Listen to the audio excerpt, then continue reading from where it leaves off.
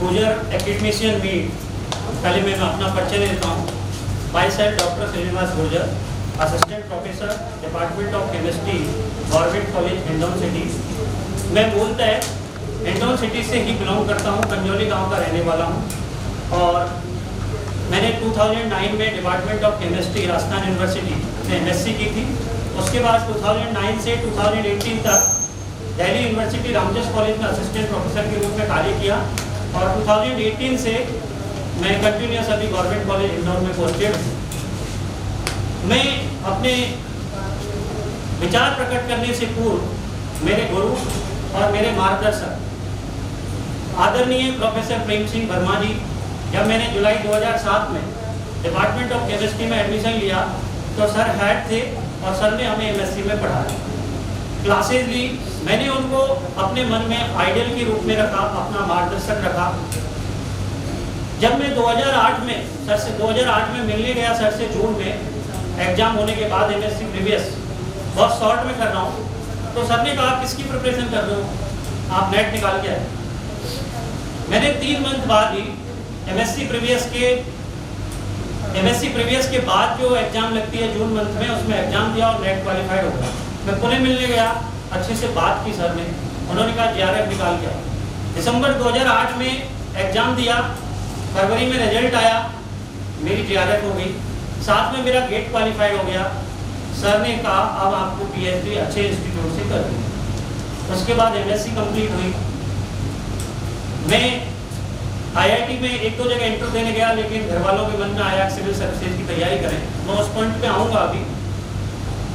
उसके बाद में नवंबर 2009 में रामजस कॉलेज में असिस्टेंट प्रोफेसर के रूप में पोस्टिंग हुई। 9 से मैंने 18 तक वहाँ काम किया। तो ये सर का एक मार्गदर्शन था, जो अभी वीर सिंह जी ने पहले बात कही थी कि एक प्रोफेसर की अपनी आइडेंटिटी होनी चाहिए।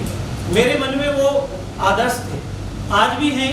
अभी भी रिसेंटली जब मेरे से बात की, पहले यहाँ राजस्थान ज्वाइन किया, उन्होंने कहा PhD कंप्लीट करो। जैसे ही मैंने PhD कंप्लीट की, अभी सर ने पूछा आप सुपरवाइजर बन गए क्या? मैं सर सुपरवाइजर बन गया। सर ने कहा स्टूडेंट मिल गया, मुझे स्टूडेंट नहीं मिला क्योंकि उसने ज्वाइन नहीं किया। मैंने स्टूडेंट जो मिली मुझे, उसने कहा सर मैं महीने में एक बार आऊँगी, बल्कि मेरे पास ऐसे काम नहीं चलेगा, because I am hard worker. मेरे जितने भी रिसर्च पेपर है, 7 research article published in Elsevier, Wiley my book published in also Wiley marketing in broad and abroad. तो मैंने उनसे कहा आप हार्ड वर्क करोगे, मैं फुली कोऑपरेट करूंगा, बिकॉज मुझे भी एक रिसर्च स्कॉलर की नीड है। अगर मुझे प्रमोशन लेना है, इस लाइन में मैंने 15 ईयर काम किया है, तो मुझे पता है कि एसोसिएट प्रोफेसर कैसे बनना है। उसके लिए एक रिसर्च स्कॉलर की नीड है, लेकिन वो नहीं आई। कोई नहीं, मैं इसी बात पे आपसे कहना चाहता हूँ, जो मेरे यंग साथी हैं, जो प्रोफेसर बने हुए हैं, उनसे तो हमें सीखना चाहिए, लेकिन जो यंग साथी हैं उनसे कहना चाहता हूँ, अभी आदरणीय पोस्टवान मैम ने ये बात कही थी कि आप रिसर्च के PhD कीजिए, लेकिन मैं कहना चाहता हूँ कि केवल डिग्री लेने के लिए PhD मत करो। आप PhD करना चाहते हो तो तब कीजिए कि कल के दिन आप किसी को रिसर्च करा सको। आपका पेपर चाहे एक रिसर्च पेपर पब्लिश हो, लेकिन well reputed UGC care list, बल्कि UGC केयर लिस्ट तो बहुत और सिंपल हो गया।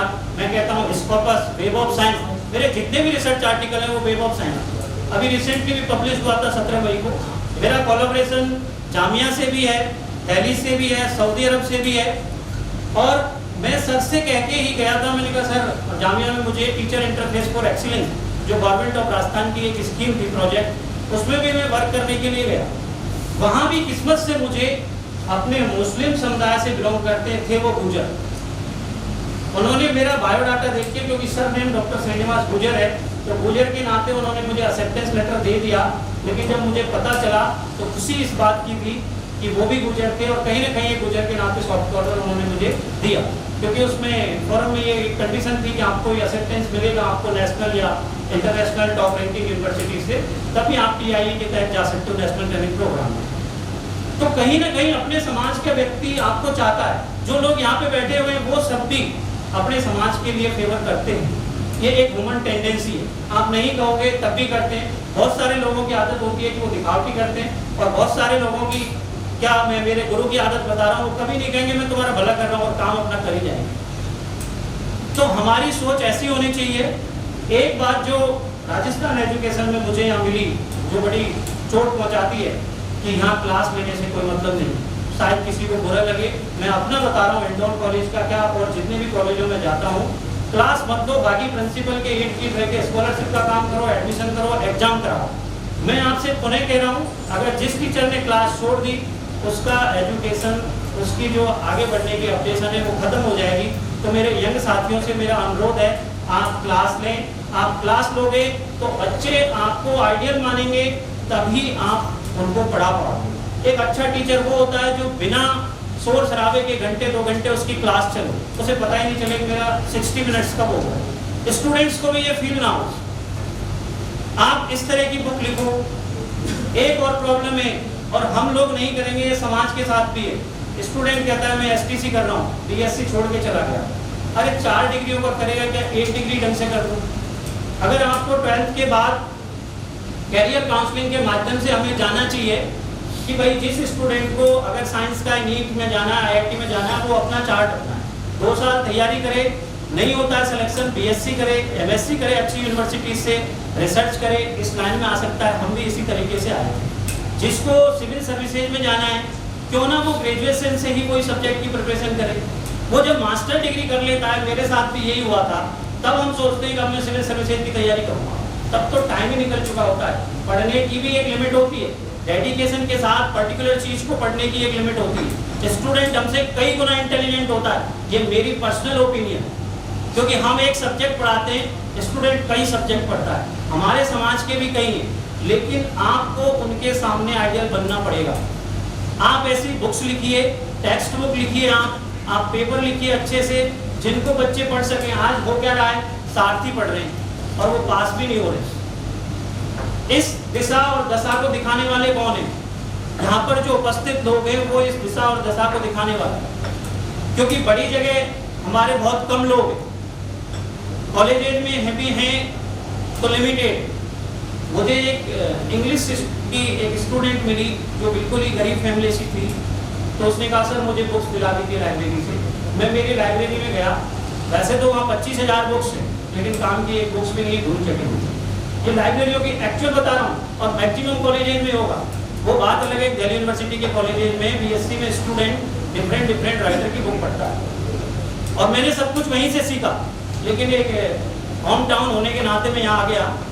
तो मेरा आपसे आग्रह है कि आप जो अभी बात हो रही थी कि हम जो यूट्यूब पे कंटेंट डेवलप करें, हम बिल्कुल कंटेंट डेवलप करें, हम सब्जेक्ट वाइज कंटेंट डेवलप करें, हम सेमेस्टर स्कीम के अकॉर्डिंग सिलेबस के अनुसार करें, कॉम्पिटिटिव एग्जाम के लिए हम कंटेंट डेवलप करें, और उसका यूट्यूब चैनल बना करके, जो यूट्यूब चैनल बनाने में नहीं है, इनिशियली स्टार्ट कर रहा है अपनी टीचिंग, वो रिटिन भी अपने अच्छे नोट्स दे सकता है। उसके बाद वो डेवलप करे। 1 घंटे की क्लास लेने के लिए जब तक हम यंग लोग 2-2, 4-4 घंटे नहीं पढ़ेंगे, तब तक आपकी क्लास में कोई ढंग से बैठ ही नहीं पाएगा। तो आप इन चीज़ों को कीजिए। एक आता है रिसर्च में, एक चीज़ और है, मेरी सर से भी बात हो रही थी, इंस्पायर एक स्कीम है मेरिटोरियस स्टूडेंट्स के लिए। वो 1% जो टॉप मेरिट वाले होते हैं, स्टेटमेंट डीएसपी उसको लाता है department of science and technology. 5 साल की स्कीम है। पहले वो 12th के बाद graduation, post graduation, integrated PhD, और अच्छी स्कॉलरशिप मिलती है 75,000 पर ईयर। बट प्रॉब्लम क्या होती है, 1 ईयर मिल जाती है और सेकेंड ईयर वो रिसर्च प्रोजेक्ट ही नहीं बना पाता है। अभी यहाँ प्रोजेक्ट की बात हो रही थी, हम सब लोग इतने मिले हुए हैं, हमें एक अपने ग्रुप्स बनाने चाहिए सब्जेक्ट वाइज भी। क्यों ना हम अपने कॉलेजेज में समर ट्रेनिंग प्रोग्राम करें। जब हम समर ट्रेनिंग प्रोग्राम करेंगे, एक स्टूडेंट हमारे जो यहाँ है उसको दूसरी जगह भेज सकते हैं, वो रिसर्च प्रोजेक्ट बनाए। अगर प्रोजेक्ट बनाएगा तो उसे स्कॉलरशिप मिलेगी, नहीं तो फिर वो स्कॉलरशिप का बेनिफिट ही नहीं उठा पाता है।